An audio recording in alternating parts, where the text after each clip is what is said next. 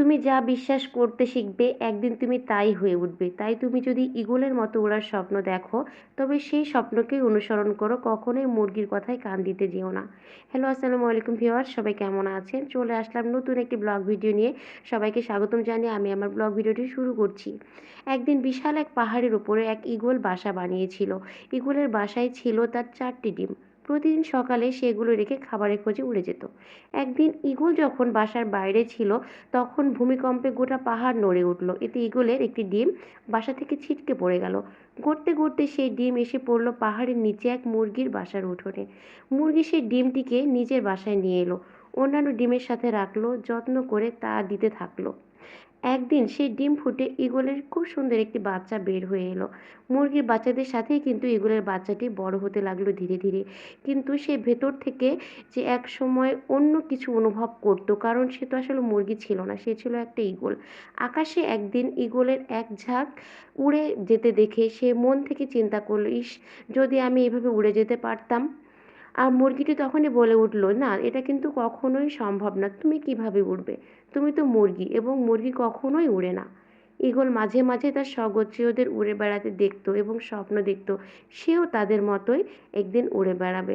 কিন্তু তার স্বপ্ন যে সে পূর্ণ করবে, তার কিন্তু কোনো সৎ সাহস, সদ ইচ্ছা বা তার স্বপ্ন দেখার যে ইচ্ছা আকাঙ্ক্ষাটাই কিন্তু ছিল না। সেটা একদম কিন্তু নষ্ট হয়ে গিয়েছিল, ফিকে হয়ে গিয়েছিল মুরগিটির কারণে। সে তার লক্ষ্য কখনো স্থির করতে পারেনি যে সে উড়ে বেড়াবে ঠিক স্বগোত্রীয়দের মতন আকাশে। এই জন্য তার স্বপ্ন আসলে কখনোই পূরণ হয়নি। সে সবসময় ভেবেই নিয়েছিল যে না, তার পক্ষে এটা আসলে কখনোই সম্ভব নয়। সে কোনো দিনও কিন্তু এই কাজটা করতে পারবে না। সেটা মন থেকে মেনেই নিয়েছিল। যার জন্য সে কিন্তু কখনোই আর চেষ্টা করেনি। যদি সে চেষ্টা করত, অবশ্যই অবশ্যই কিন্তু উঠতে পারত সেই দূর আকাশে। কিন্তু প্রতিবারই সে তার স্বপ্নের কথা জানালে মুরগি কিন্তু বলতে থাকতো।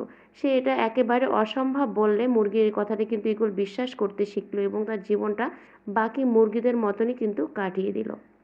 অনেক দিন এভাবে কাটানোর পর একদিন সে মারাও গেল।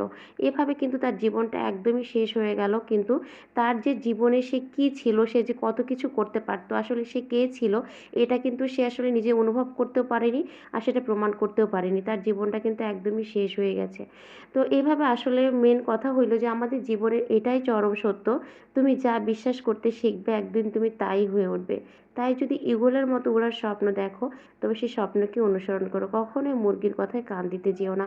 আর মুরগির কথায় যদি কান দাও, তাহলে জীবনে কখনোই ভালো কিছু করতে পারবে না। এটাই জীবনের চরম বাস্তবতা। এখান থেকে আসলে আমাদের অনেক কিছুই শেখার আছে, যদিও বা এটা একটা গল্প ছিল। আমি আসলে আজকে ফার্স্ট একটা ব্লগে এরকম কিছু ট্রাই করলাম।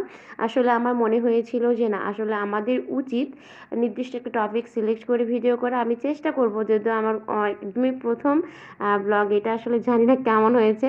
কোনো প্রিপারেশন ছাড়া খুব শর্ট সময়ে আমি ব্লগটি আসলে উপস্থাপন করার চেষ্টা করেছি। তো ভুল হয়ে থাকলে ক্ষমা সুন্দর দৃষ্টিতে দেখবেন।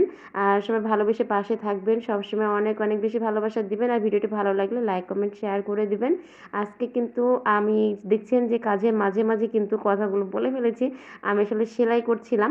আমি অনেক দিন পর্যন্ত কিন্তু সেলাইটা অফ রাখছিলাম, মানে ব্যস্ততার জন্য আসলে সময় সুযোগ হয়নি। এদিকে তো ফেসবুকে কাজ করতে গিয়ে এত বেশি ব্যস্ত হয়ে গেছি যে আসলে সেলাই মেশিনে বসার সুযোগই হয় না। তারপরেও সামনে যেহেতু ঈদ, একটু ছোটোখাটো কাজ ছিল, তো আমি কিন্তু আমার মেশিনটা নিয়ে আজকে একটু বসেছিলাম। তো আমি একটু ভিডিও করে রেখেছিলাম, যেহেতু লং ভিডিও প্রতিদিনই দিচ্ছি আর লং ভিডিও প্রতিদিনই দিব, এই জন্য আমি আজকে আসলে ভিডিও করেছি। তো দেখেন আমি আজকে যেটা সেলাই করে ফেলেছি, এগুলো কিন্তু আমি মূলত রান্নাঘরে কিন্তু অনেক তেল চিটচিটে ভাব হয়, যেন কন্টেনারগুলো এভাবে ঢেকে রাখি।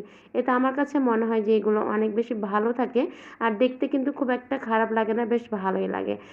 তো কথায় কথায় অনেক বেশি কথা বলে ফেলেছি, আসলে ভিডিওটা হয়তো অনেক বড় হয়ে গেছে। এর মাঝে আমি একটা গল্পও বলেছি, আর গল্পের পাশাপাশি আসলে আমি যা করছিলাম সেটাও একটু শেয়ার করে নিলাম।